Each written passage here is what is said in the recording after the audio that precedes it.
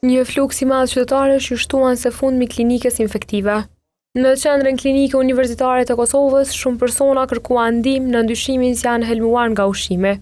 Siç mësoi fillimisht televizioni, 26 persona kanë marrë trajtim pas konsumimit të sanduiçeve në lokalin Saq Pizza në kryeqytet. Por nga të dhënat të QKUK-s, ky numër tashmë është rritur në 70. Pacientët kanë kërkuar ndihmë mjekësore me ankesa si ethe, temperaturë, dhimbje barku, të vjella dhe diare. Sipas anamnezës së marrë, simptomat janë shfaqur disa orë pas konsumimit të ushqimit. Nga data 10/07/2026 deri me 13/07/2026 në klinikën infektive, ndihmë mjekësore kanë kërkuar rreth 70 pacient, prej tyre 22 pacient janë hospitalizuar për trajtim të mëtejshëm. Një nga qytetarët që pësoi është një 22 vjeçar.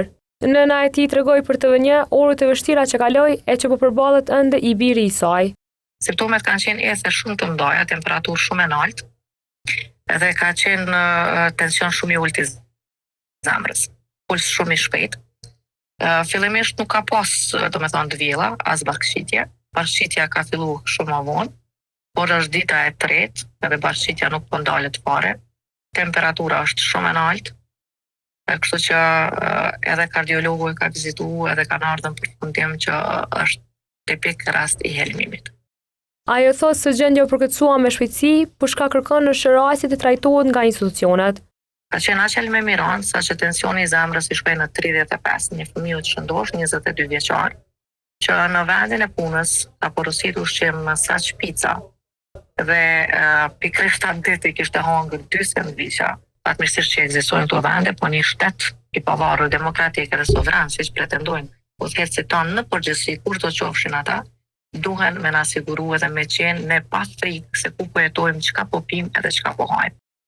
Se hetimet kanë filluar e thonë edhe nga prokuroria themelore në Prishtinë. Prokurori i shtetit është duke ndërmarrë të gjitha veprimet e nevojshme hetimore lidhur me këtë rast. Për çdo zhvillim rreth kësaj çështjeje ju njoftoj me kohë. Por çfarë mund të shkaktojë helmime të tilla? Do të pas parasysh mënyra përgatitjes, sidomos të mishin, edhe të bëhet rujtja e duhur. Temperaturat jetë adekuate, në salsa, në sosa, në mishra të bëhet adekuate, e të shërbehet në mënyrë të pastër të mirë. Higjiena gjithashtu do të lutrojmë, punëtorët edhe anëtarët familjes që përgatisin ushqimin duhet të kenë higjienë, t'i pastrojnë duhet para përgatitjes, t'i pastrojnë pas përgatitjes. Gjatë ditës, televizioni ka tentuar që të bie në kontakt me menaxhmentin e biznesit në fjalë, por këta të fundit kanë qenë të paqasshëm. E po ashtu edhe në Agjencinë e Ushqimit dhe Veterinarisë, TV1 ka dërguar pyetje lidhur me inspektimet nëpër biznese, por deri në publikimin e kronikës nuk ka marrë një përgjigje.